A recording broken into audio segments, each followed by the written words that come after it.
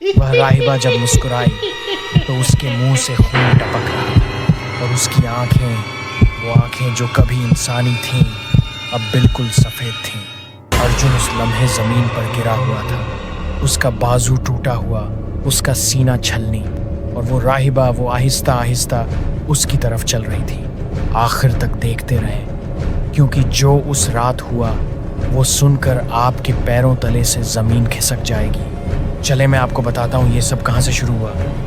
अगर आप वाकई असली और खौफनाक कहानियों के शौकीन हैं तो अभी इस वीडियो को लाइक करें और चैनल को सब्सक्राइब कर लें। आपका एक क्लिक अगली कहानी को हकीकत बनाता है। चलें अब इस कहानी को वहीं से आगे बढ़ाते हैं जहां असल खौफ शुरू होता है।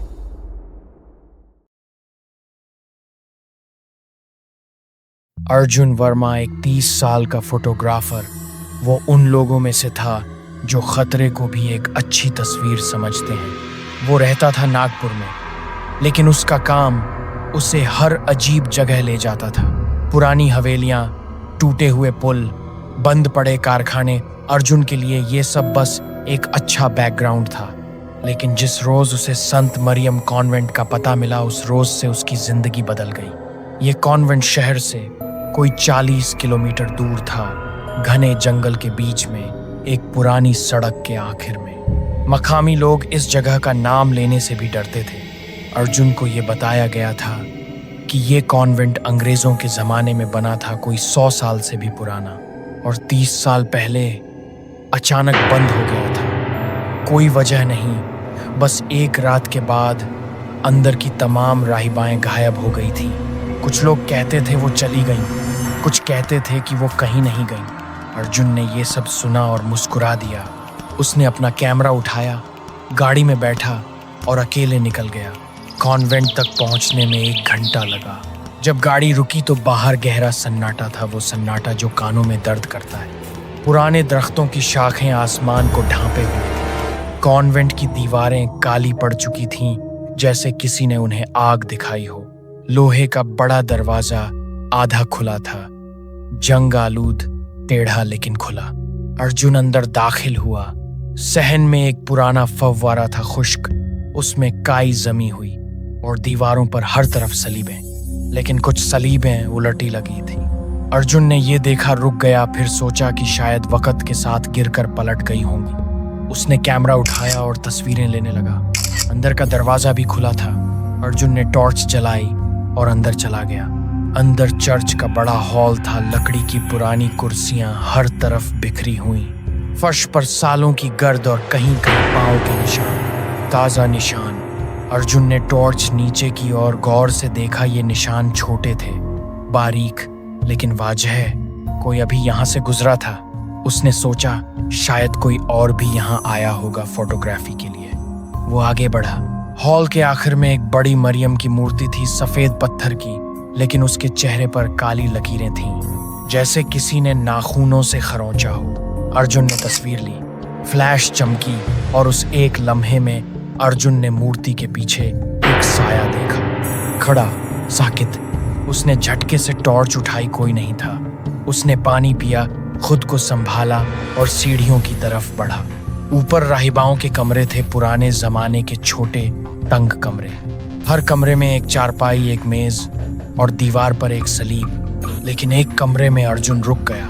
उस कमरे की दीवार पर सलीब नहीं थी, उसकी जगह एक तस्वीर थी, एक राहिबा की तस्वीर, काली सफेद पुराने जमाने की। तस्वीर में वो राहिबा मुस्कुरा रही थी, लेकिन उसकी मुस्कुराहट गलत थी, बहुत चौड़ी, ऐसी जो इंसान का मुंह नहीं बनाता। अर्जुन ने तस्वीर को करीब से देखा और उसके हाथ पांव ठंडे हो गए। तस्वीर के नीचे लिखा था, सिस्टर अग्नेस 1912 ता 1958। और फिर नीचे किसी ने लाल रंग से लिखा था, वो अभी यहाँ है। अर्जुन ने तस्वीर ली और बाहर निकलना चाहा, लेकिन जब वो मुड़ा दरवाजा बंद था। उसने धक्का दिया, नहीं खुला। उसने जोर से धक्का दिया, फिर भी नहीं। उसने पीछे मुड़कर देखा, कमरा खाली था, लेकिन तस्वीर के अंदर वो राहिबा अब मुस्कुरा नहीं रही थी। वो सीधी अर्जुन की आंखों में देख रही थी। अर्जुन ने तस्वीर से नजर हटाई और उसके गले में एक ठंडा, सख्त हाथ आ गया। किसी ने उसे पीछे से पकड़ लिया था। अर्जुन ने आगे की तरफ झटका दिया, खींचा और दरवाजे पर अपना कंधा मारा। दरवाजा टूट गया, वो बाहर गिरा। उसने पीछे देखा, कमरे में कोई नहीं था, लेकिन उसकी गर्दन पर 5 सुर्ख लकीरें थीं, नाखूनों के निशान। वो भागा, सीढ़ियां उतरा, लेकिन जब वो नीचे पहुंचा तो चर्च का हॉल बदल चुका था। कुर्सियां अब एक तरफ नहीं थीं, वो अब दरमियान में एक दायरे में लगी हुई थीं और हर कुर्सी पर एक काला कपड़ा पड़ा था, राहिबा का लिबास। अर्जुन के कदम रुक गए और फिर एक आवाज आई पीछे से, बहुत आहिस्ता लेकिन बिल्कुल साफ, तुम आ गए, मैं कब से इंतजार कर रही थी। अर्जुन ने घूम कर देखा, वहां वो राहिबा खड़ी थी। सिस्टर अग्नेस हू बहू वैसी जैसी तस्वीर में थी। काला लंबा लिबास, सफेद टोपी, हाथ में एक लकड़ी की सलीब। लेकिन उसका चेहरा गला हुआ था, जैसे मिट्टी जो पानी में घुलने लगे, और उसकी आंखें बिल्कुल सफेद, कोई आंख की पुतली नहीं। अर्जुन ने उल्टे कदम उठाए और कहा, तुम कौन हो? वो राहिबा हंसी, लेकिन वो हंसी इंसान की नहीं थी। वो गहरी, खुरदरी आवाज थी, जैसे पत्थर आपस में रगड़े जाएं। और फिर उसने हाथ उठाया और अर्जुन का कैमरा हवा में उड़ा, दीवार से जा टकराया, चकनाचूर। अर्जुन भागा, वो सहन की तरफ दौड़ा, लेकिन जब वो बाहरी दरवाजे तक पहुंचा तो वो बंद था। सीखें बाहर से लगी हुई थीं। उसने लोहे को हिलाया, फाड़ने की कोशिश की, उसके हाथों से खून बहने लगा। पीछे से कदमों की आवाज आ रही थी, आहिस्ता लेकिन करीब आती हुई। अर्जुन ने पीछे मुड़कर देखा, वो राहिबा सहन में खड़ी थी, हाथ फैलाए, और उसके मुंह से काला पानी बह रहा था। उसने अर्जुन की तरफ उंगली उठाई और अर्जुन को लगा जैसे उसके पेट में किसी ने मुट्ठी डालकर अंदर से कुछ खींचा हो। वो दर्द से चीखा, घुटनों पर गिर गया। उसकी आंखों के सामने अंधेरा आने लगा, लेकिन उसी लम्हे बाहर से एक आवाज आई, अर्जुन भाई। ये रमेश था, अर्जुन का दोस्त, जो अर्जुन का फोन बंद देखकर उसे ढूंढता हुआ आया था। रमेश ने बाहर से दरवाजे की सीखें तोड़ी, दरवाजा खुला, वो अंदर आया। उसने अर्जुन को जमीन पर देखा और फिर उस राहिबा को। रमेश के मुंह से सिर्फ एक लफ्ज निकला, या अल्लाह। राहिबा ने अपना रुख बदला, अब वो रमेश की तरफ मुड़ गई। रमेश ने अर्जुन को उठाने की कोशिश की, लेकिन राहिबा ने हवा में हाथ हिलाया और रमेश दीवार से जा टकराया। उसका सर दीवार से लगा, वो जमीन पर ढेर हो गया। हरकत नहीं थी उसमें। अर्जुन ने पुकारा, रमेश, लेकिन रमेश नहीं उठा। अर्जुन का दिल टूट गया, लेकिन उसी लम्हे उसके अंदर कुछ बदल गया। गम नहीं, गुस्सा। वो उठा दर्द के बावजूद और उसने अपनी जेब टटोली। उसके पास एक छोटी सी बोतल थी पानी की, लेकिन वो पानी उसने घर से निकलने से पहले अपनी नानी की कब्र पर रखी हुई बोतल से लिया था। उस बोतल पर कुरान की आयतें लिखी थीं। उसकी नानी ने उसे ये बोतल दी थी, कहा था कभी किसी अजीब जगह जाओ तो ये साथ रखना। अर्जुन ने बोतल खोली और राहिबा की तरफ दौड़ा।